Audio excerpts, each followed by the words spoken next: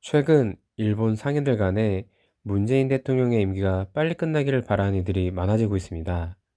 그 이유는 무엇일까요?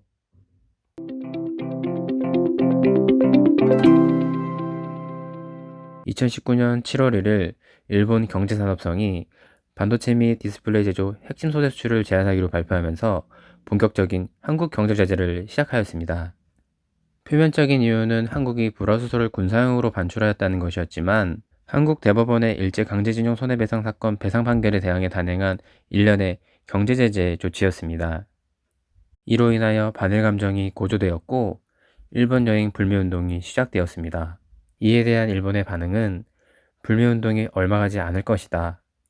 중국인 관광객이 지속적으로 증가 추세이기 때문에 한국 사람이 조금 오지 않는다고 해서 크게 문제되지 않는다는 등의 반응이었습니다.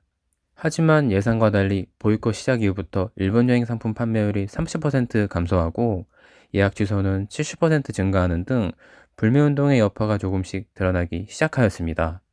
지난 8월 일본을 방문한 한국인의 수는 30만 8,700명으로 전년 동월보다 48% 감소하였고 9월 일본을 찾은 한국인 관광객의 수는 20만 1,200명으로 전년 동월보다 58% 줄었습니다. 9월부터는 단체 관광객도 제로에 가깝게 줄어들어 일본 중소도시의 경우 치명적인 피해를 입게 되었습니다.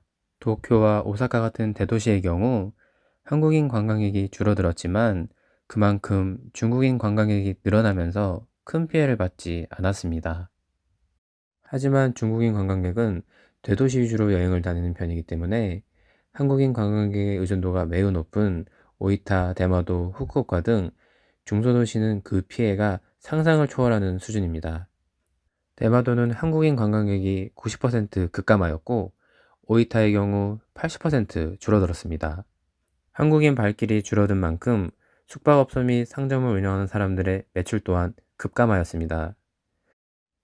최근 대마도는 일본 중앙정부에 긴급재정 지원까지 요청한 상태입니다. 상황이 이렇다 보니 일부 일본 상인들의 경우 한국 취재진을 만나게 되면 나라에서 일본 여행을 가지 못하도록 제한을 하고 있느냐, 문재인 대통령의 임기가 얼마나 남았느냐 등 조심스럽게 질문을 한다고 합니다. 일본인의 입장에서는 현재의 상황이 도무지 이해가 가지 않기 때문입니다. 나라에서 강제적으로 못 가게 하지 않는 이상 이렇게 급격하게 관광객이 줄을 수 없다고 생각하는 것입니다. 실상은 일제 침략의 아픔을 겪은 한국에게 이번에는 경제 침략까지 감행한 아베로 인하여 반일 감정이 극도로 고조되었고 독립운동은 하지 못하였어도 불매운동은 꼭 하겠다는 한국 시민들의 의지가 모인 결과입니다.